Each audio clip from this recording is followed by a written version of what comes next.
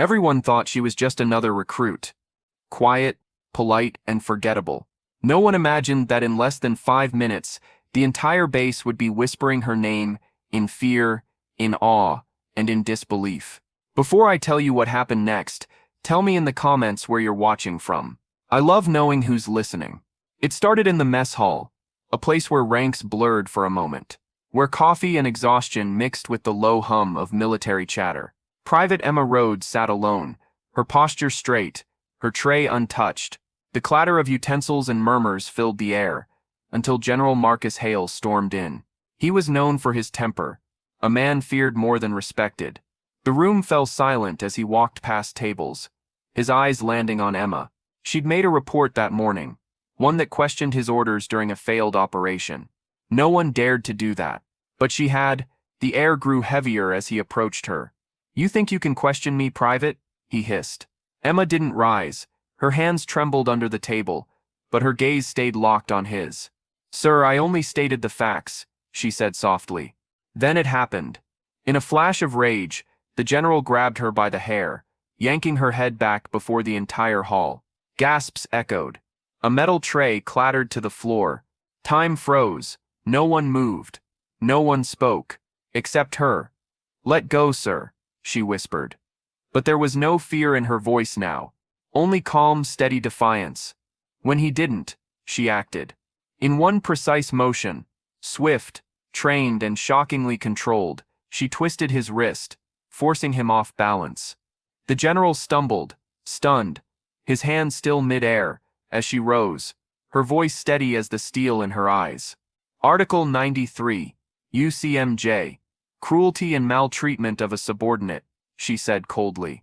"You've just violated it, sir." A wave of murmurs rippled across the room.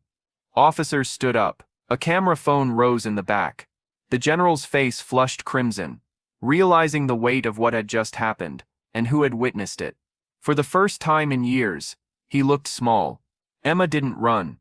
She didn't yell. She just stood there, silent, trembling slightly, but unbroken. Military police arrived within minutes, summoned by the whispers that traveled faster than radio signals. Hale barked orders, but no one followed. Authority in that moment had shifted, not by force, but by integrity.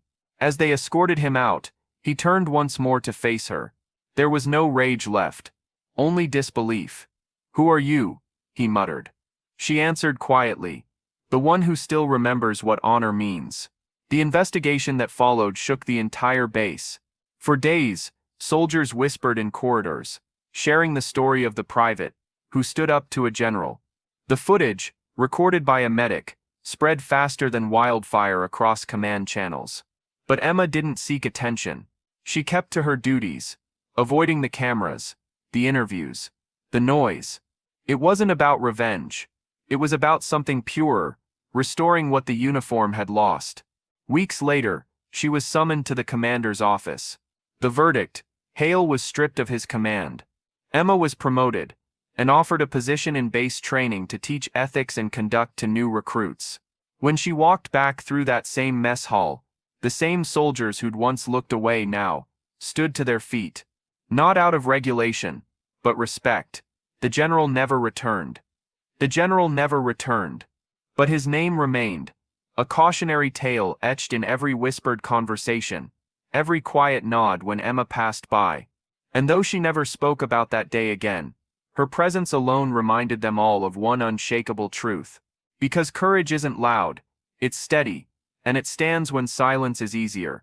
And if you ever find yourself wondering what integrity looks like, it might just look like a quiet soldier refusing to bow her head.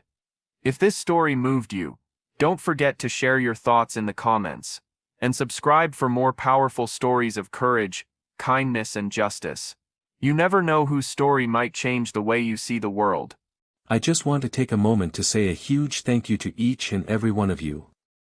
Folded hands, your love, support, likes, comments, and subscriptions mean the world to me. Without you, this journey wouldn't be possible. Every view, every share, and every encouraging word keeps me motivated to create more content for you all. I'm truly grateful to have such an amazing community by my side. Let's keep growing together and making this journey even more special. Red Heart.